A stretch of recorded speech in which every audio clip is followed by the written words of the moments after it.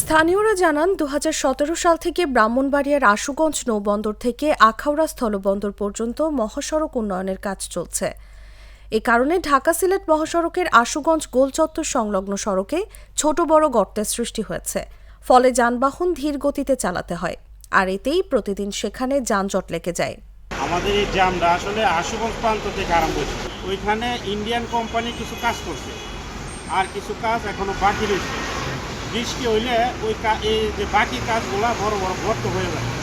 ওই গর্তটার মধ্যে লোড গাড়িগুলো যখন যায় তখন সে উঠতে পারে না, কেন ফাইসা যায়।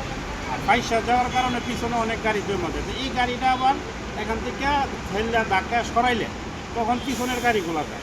বারিচা থেকে এ পর্যন্ত 4 ঘন্টায় আসি আমি ভৈরব টোল পার হইলাম। এখান থেকে আসতে লাগে মাত্র 5 মিনিট। এখন যাব আমি ব্রাহ্মণবাড়িয়া। এখন কখন যে পৌঁছি এটা আমি বলতে পারতেছি না। এর ধারাবাহিকতায় শুক্রবার সৈয়দ নজরুল ইসলাম সড়ক সেতু পার হয়ে ভৈরব দুর্জয় মোড় বাসস্ট্যান্ড এলাকা পর্যন্ত যানজটের সৃষ্টি হয়। এ কারণে পাশের নরসিংদীর বারুইচা বাসস্ট্যান্ড এলাকায়ও যানজট বেঁধে যায়। যানজটের ফলে ভোগান্তির শিকার যাত্রীরা জানান তাদের হতাশার কথা।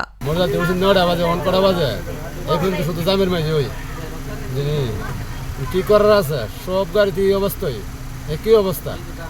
গাড়ির ড্রাইভার তো দুষলে কোনো কাম হতো না। ঢাকা সিলেট চট্টগ্রাম কুমিল্লা অনেক জায়গার গাড়ি এদিকে যায়। আর ওই রাস্তাটা এখন যে অবস্থায় আছে, এই অবস্থাতে যদি দ্রুততম যদি মেরামত করা না হয় তাহলে এর চেয়ে আরো বড় জ্যামের সম্ভাবনা আছে।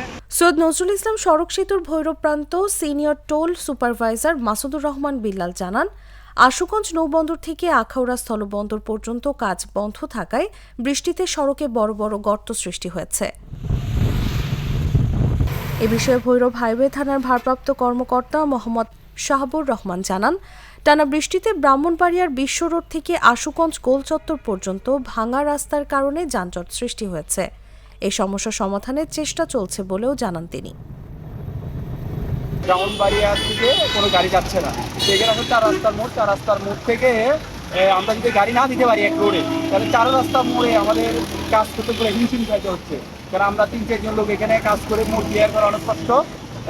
পরে আমরা ওইদিকে টোল প্লাজা পর্যন্ত গেছি, যাওয়ার পরে ওইখানে আরও কতটুকু যাওয়ার পরে দেখি ওখানে বিভিন্ন গর্ত, আশুলিয়ার দিকে বিভিন্ন গর্তের কারণে কোনো গাড়ি যাওয়া যাচ্ছে না। ভারী গাড়িগুলো ওখানে গর্তের মধ্যে পড়ে যাচ্ছে।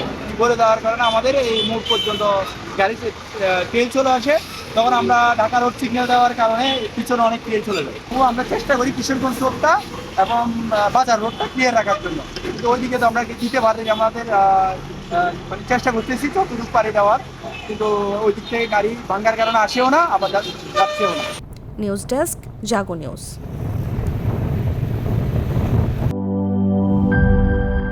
একনল অ্যাডভান্সড হাইজিন সোপ, এবার জীবাণু ধুলাবালি ঘাম ক্লিন বোল্ড।